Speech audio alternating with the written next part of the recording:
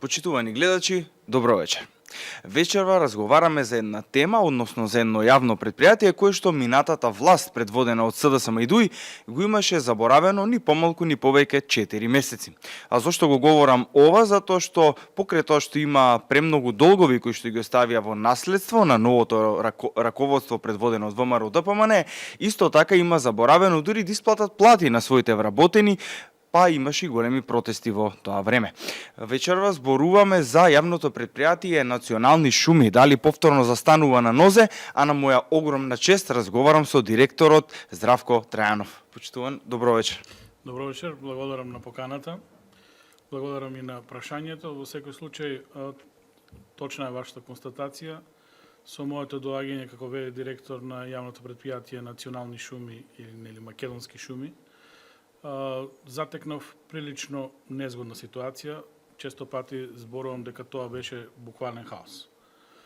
Констатацијата дека 4 плати не беа исплатени, меѓутоа и многу други обврски према вработените, почнувајќи од теренски, почнувајќи од тие ноќни часови и така натаму, тие не беа исплатени со години.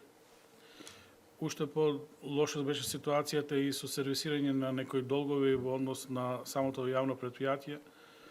Нема да верувате, една година не беше исплатен трошокот за нафтени деривати.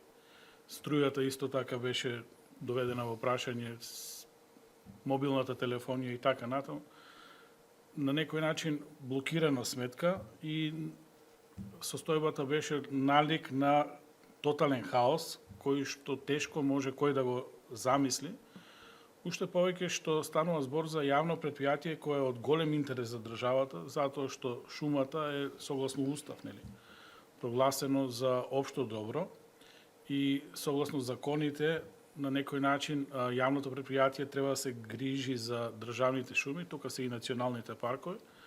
Меѓутоа ние покриваме 90 и кусур % од целата таа државна шума. И наша обврска е да ја чуваме шумата, да ја негуваме, да ја заштитуваме. Меѓутоа, сето тоа беше доведено во прашање, затоа што блокирана сметка значеше едноставно парализа на предпријатието. Сигурно ќе ви текне големиот број на шумски пожари и многу други непогодности кои не се случија во тој момент, ги затекнавме буквално со блокирана сметка.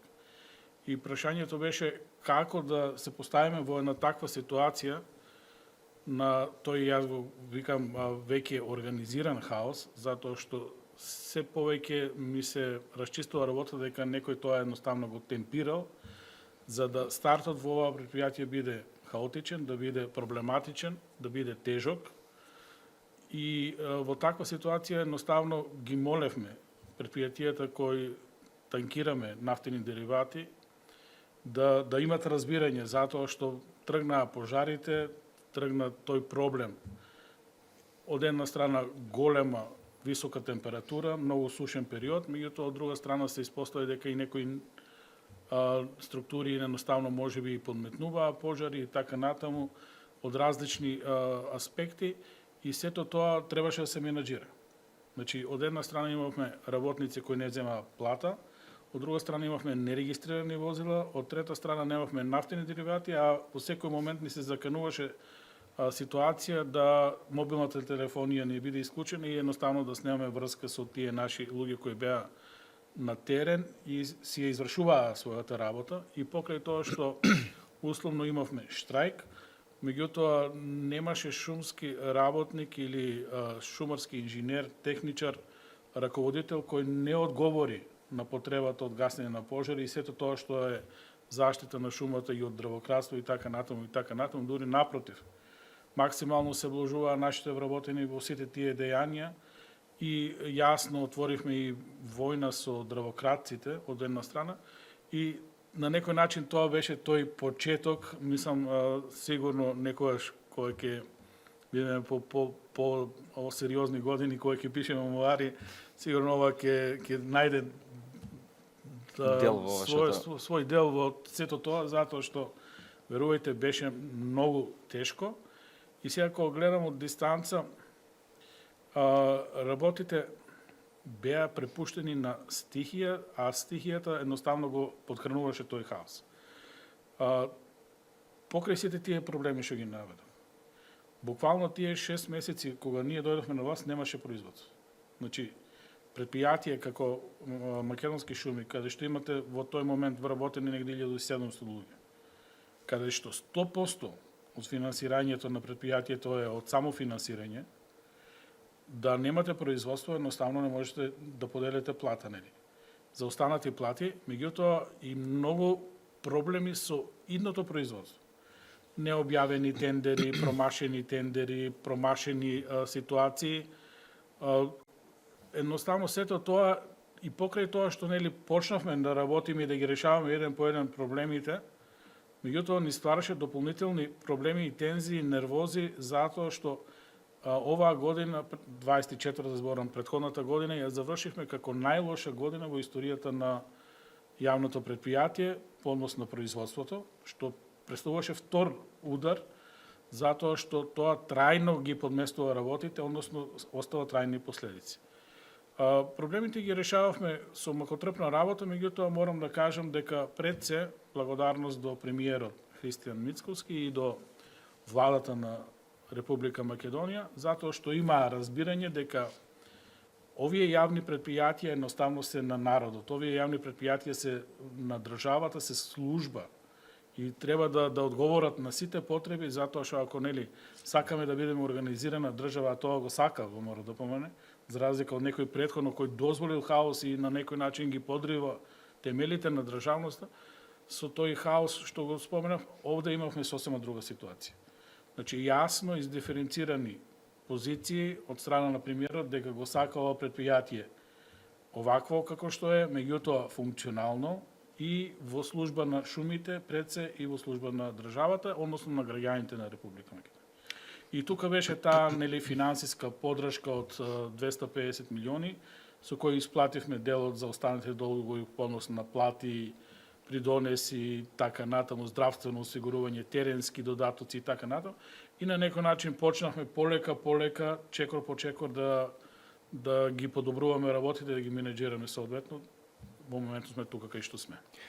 Спомнавте наистина голем број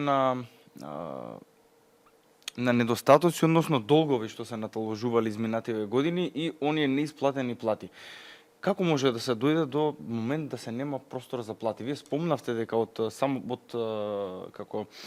само финансирачко предпријатие, меѓутоа како може да дојдеме до тој момент да нема 4 месеци плати, да имаме штрајк на луѓето во месеци кои што спомнавте и секоја чест за сите тие луѓе кои што во тие дадени моменти и тие пожари биле таму на работно место без да земат плата, за жал од тоа што се случувало изминатиот период, меѓутоа додолку ли се однесувале недомакински спрема предпријатието? Да, и повеќе од тоа. Главните проблеми на јавните предпријатија, барем за ова сега ќе зборам за Македонски шуми, секако е превработеност. Односно имате нефункционален број на вработени, преобимна администрација, луѓе кои не знаат што работат во суштина или се нефункционални во целиот систем, а секој 15, секој први земаат плата. Тоа е сериозен проблем, затоа што масата на пари кои ги издвојаме за плата е огромна. Од друга страна, кога имате таков тежок административен момент и се она што сака да работи се депримира. Едноставно, кога гледате дека околу ваше обкружување имате луѓе кои многу малце работат, воопшто не работат. Јас кога дојдов на како веде директор, имаше луѓе што не доаѓаа на работа. Имаше луѓе кои не знае каде треба да се јават на работа. Условно водени некаде по некои внатрешни контроли и така натаму, меѓутоа едноставно не знае каде треба да се пријават на работа. И многу редица случаи кои индивидуално сега да не ги елаборирам, за сите си има своја постапка, меѓутоа во таква ситуација овие што не работат ги депримираат, ги нервираат, ги едноставно вадат од так што викаме вака народски, овие што работат, затоа што овие што работи треба да сработи двојно и за него. А од друга страна наследив еден сериозен проблем условно ова година таа година 24-та беше направен класичен упад и манипулација со целиот државен система, особено со јавното предпријатие Национални шуми, затоа што ние секоја година примаме некаде 300 до 350 сезонски работници на определено време и тие ги користиме за сеча, за дотур, за утовар, за извршување на шумски работи кои се неопходни за нормално функционирање на предпријатието. Сега тука имавме една специфична ситуација, на објавен тој конкурс, примени луѓе, меѓутоа ниту 10% од тие не беа реални секачи дотурачи. Туку тоа беа административци, кои се примени на име овие што ги спомнав, и со задолженија пренесени во администрација, односно дел од нив и биле таму неколку години, а дел и нови вработувања и на некој начин изигрување, реков, на јавното предпријатие, меѓутоа изигрување на агенцијата за вработување, изигрување на Министерство за финансии, затоа што се дадени тие согласности, а во суштина имаме нефункционалност. И сега и по тој основ, оваа година ги немаме тие некои 70-100.000 кубика кои ги сработуваат овие наши вработени по договор на дело, туку напротив имаме повторно мањак во производството, имаме помало производство, а од друга страна зголемена потреба за да ги платиме тие како административци. И тука нормално нов момент кој визави вашето прашање како може вако предпријатие да биде во загуба, тоа е тоа.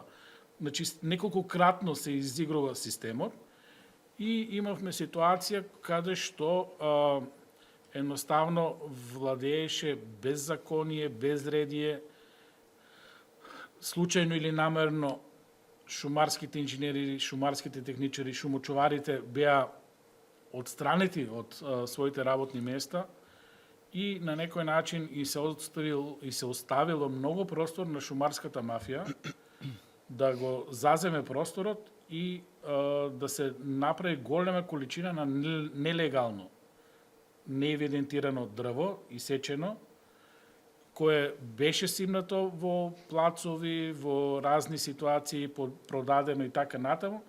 Значи, дел од граѓанството снабдено со такво нелегално дрво и сега имавме абсурд. На крајот од годината ние имаме производство драстично, реков, намалено. Најлошите години сме биле некаде околу 600.000 метри кубни, ние ланската година ја завршивме едвам 330-350.000 метри кубни, значи на половина од најлошата година, а не се почувствува некој недостаток на дрво. И станува јасно, нели, заклучокот дека тоа е украдено и однесено на пазарот, продадено по некои цени кои на нив им било од интерес и дополнително створени лоши навики, односно некој сакал да профитира од тој неред. Тие постапки беа завршени, немавме ние увид во целата таа работа, гледавме само дека огромни количини се по некои приватни складови, меѓутоа едноставно тука бевме немокни да реагираме и тоа е уште еден удар како предпријатието е доведено во ваква ситуација, кога немате производство, не можете, нели, соодветно да го тоа наплатите и загубите се мултиплицирани. Убаво ве разбрав, сакам само да го објасниме за гледачите. Значи имаме конкурс кај што треба да се вработат, збориме, шумски работници и административци. На тој конкурс се пријавуваат, збориме за определено време, тие се пријавуваат како шумски работници, меѓутоа после кратко време тие се префрлат во администрацијата. Так. И ние уствари на лист хартија ги имаме, да речеме 50 со 50, меѓутоа во реалност нема ништо. Сега го живеам тој момент едноставно.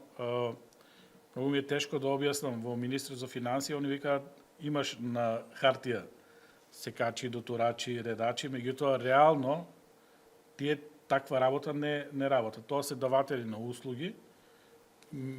Сите тие се префрлени со задолженија во администрација, како административни работници. И неколкократно е изигран системот, меѓутоа изиграни се и луѓето. Затоа што никогаш тоа решение, давател на услуга, согласно законите во Република Македонија, не може да се трансформира во инженер, административец или така натаму. Тие секогаш ќе останат тоа и ќе бидат на некоја таа минимална плата. Едноставно ги изиграле и луѓето, затоа што тука имаше примерно и инженери, и шумарски техничари кои претходно гравитирале околу јавното предпријатие, меѓутоа и тие се изиграни. Значи, нешто Социјалдемократскиот сојуз, ДУИ, компанија го изиграле системот, го изиграле и своите. И сега доаѓаат кај мене луѓе од по тој основ, директоре, што да правиме? Едноставно немаме решение. Викам, немојте да се лутите, некој ве изиграл. Некој манипулирал со вас. Некој ви е злоупотребил пред избори, вашата доверба ви изиграл и ве ставил во лоша приказна затоа што не ви го решил проблемот. Не може шумарски инженер да биде да се направи трансфер согласно законот, давателна услуга во административец или било што друго.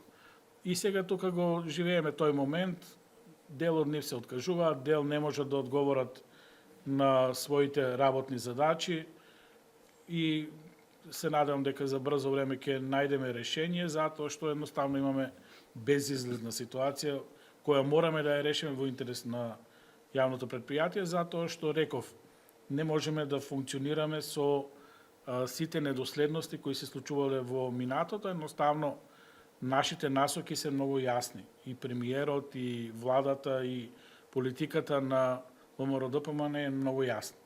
Ние од ова предпријатие сакаме да направиме функционално јавно предпријатие, кое ќе биде сервис на граѓаните и пред се ќе бидеме во корист на шумата и сето она што значи заштита на шумата, одгледување на шумата, користење на шумата и така натаму.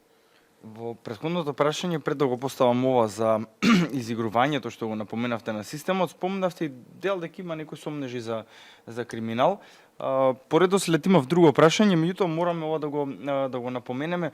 Има ли големи сомнежи за криминал во вашето предпријатие? Дали има некои постапки, да речеме, до сега?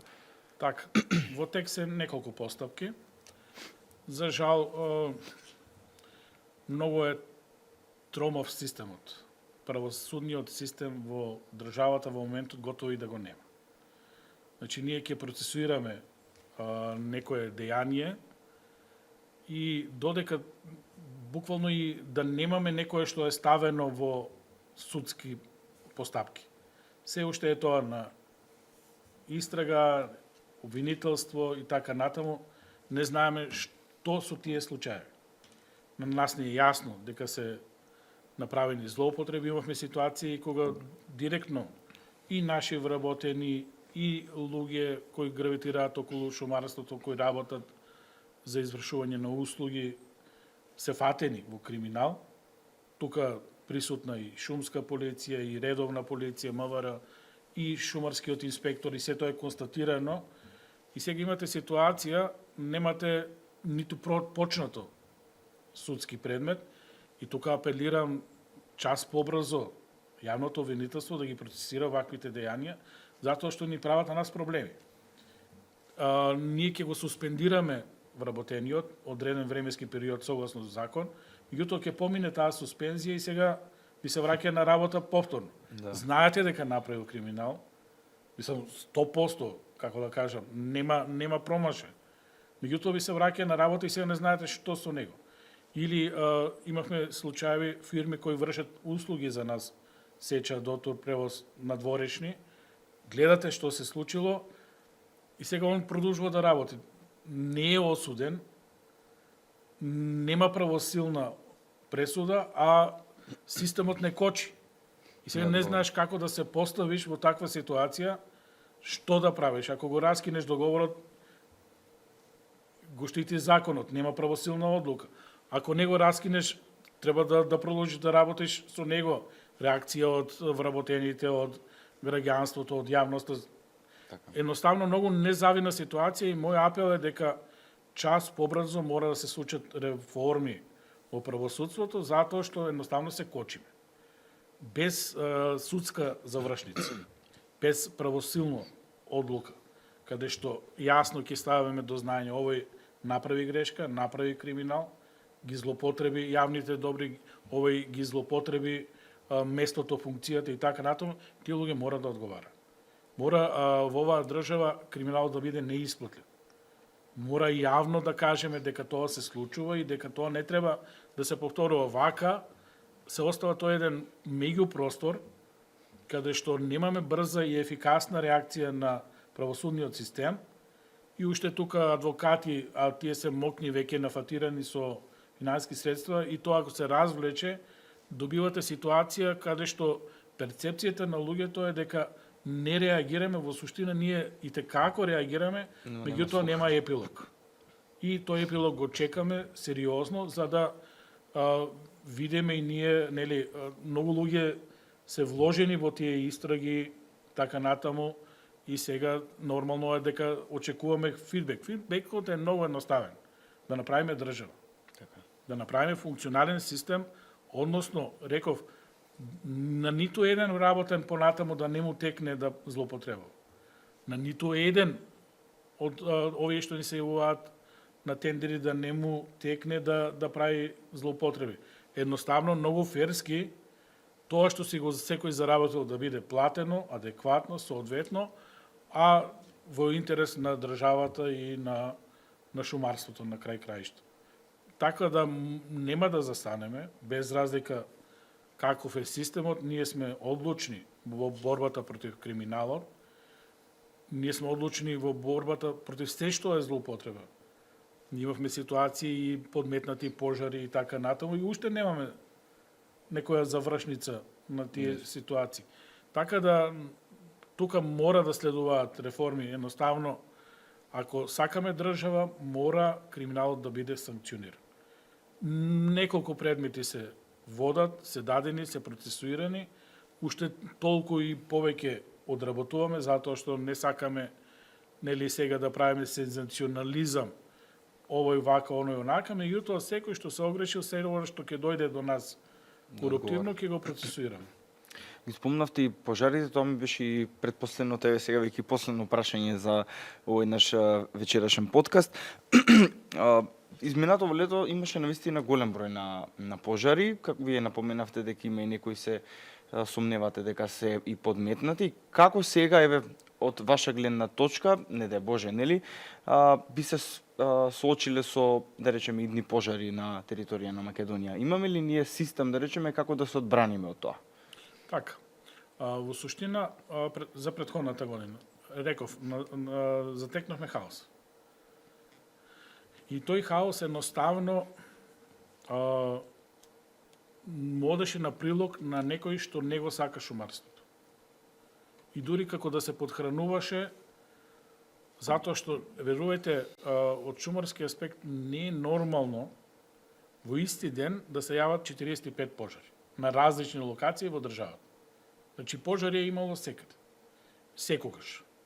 И најмокните држави имаат пожари. Меѓутоа, таква фреквенција на пожари никогаш не е имало во историјата на државата. Лекциите се научени.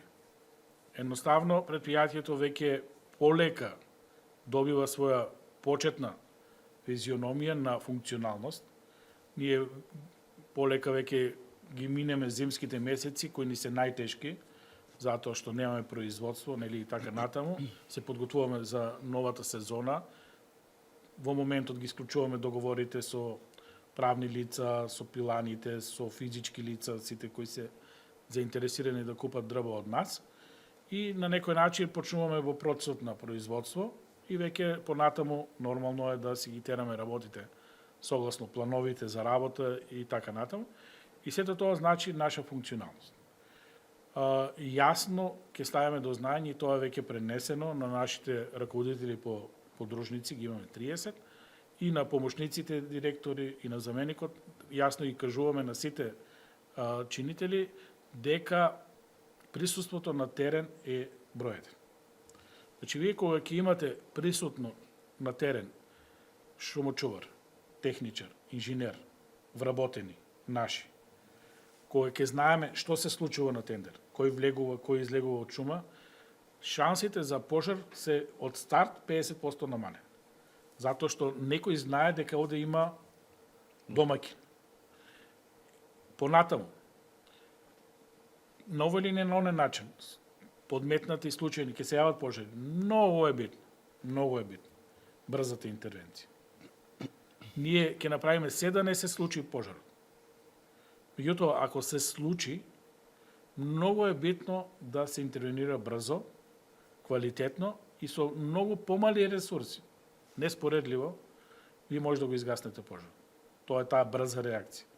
Тука морам да кажам дека сме во координација со владата, бараме најдобри решенија, затоа што ни се необходни и технички средства, соодветна опрема, дел имаме, дел се во постапки да се набавува, за да можеме тоа да го правиме директно на терен, а понатаму, сега веќе ако тој пожар излезе од контрола, тогаш настапуваат механизмите согласно закон, против пожарните бригади, дирекцијата за спасување и на крај ЦУК, се прави тоа координативно тело и се реагира, тогаш едноставно многу повеќе луѓе, многу повеќе ресурси се ставаат во ситуација на гасење пожар и тука работиме силно на реформи на системот, нови закони кои треба да овозможат флексибилност и на тој систем. Значи, микросистемот за шумски пожари ние и текако го подобруваме. Присуството на терен, реков, и текако ќе го зголемиме, затоа што едноставно тоа ни е должност, наша работа е да видиме во шумите, а од друга страна и реформите на овој систем за глобалниот систем за заштита од пожари, добродојдено ќе ни дојде целото тоа во функција на да имаме што помалку штети од пожарите. Се надевам дека и оваа е веќе, тоест година, се надевам дека нема да имаме пожари, се надевам дека ќе имаме едно мирен и хармоничен летен период кој што и за вработените ќе биде малку подсмирен, барем да не биде онака како што беше минатата година и ќе биде барем на поубава слика, односно да ги зачуваме шумите, бидејќи како што напоменавте, тие се едно наше големо богатство, така да мораме се да направиме за да бидеме во нивна заштита. Јас ви благодарам за вашето вечерашно гостување. Се надевам дека бевме интересни, дека го задржавме вниманието на гледачите и се надевам дека ќе ви остане овака во сеќавање овој наш подкаст, со оглед на тоа дека разговараме и за политика, меѓутоа и за работите кои што се надвор од политичкиот дел. Така, благодарам на поканата. Во секој случај зборевме за тоа што се случило. Се надевам во некоја друга прилика ќе збориме тоа што сакаме да го работиме, а тоа се пошумување, нега на Може ли накратко за тоа да ни напоменете визиите кои ви се во наследивме 800.000 садници и тоа нормално есенско пошумување ги пошумивме готово сите, а ова година драстично ќе го зголемиме тоа, ќе се вратиме на некои добри бројки за со тек на годините и тоа уште повише да го зголемуваме. И во оваа прилика само ќе искористам да ги поканам сите чинители и фирми, банки и така натаму да ни се приклучат во тие акции, затоа што на некој начин, најдобар начин, ако сакате да вложите во екологија, во државата, во иднината на Македонија, онака како што ја сакаме, секако и да се пошумува и да Македонија ја направиме онаква како што сакаме, весела, убава, зелена, прекрасна за сите. Ние и така ги имаме прекрасните планини, меѓутоа секогаш дрво повеќе значи момент повеќе убавина за природата, за луѓето и така натаму. Ви благодарам. Ми беше задоволство.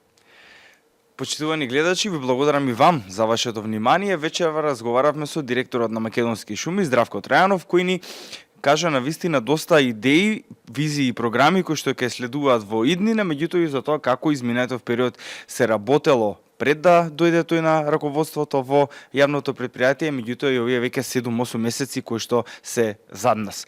Вам ви посакувам се најдобро и се гледаме во следниот подкаст. Поздрав и секое добро. Одлично.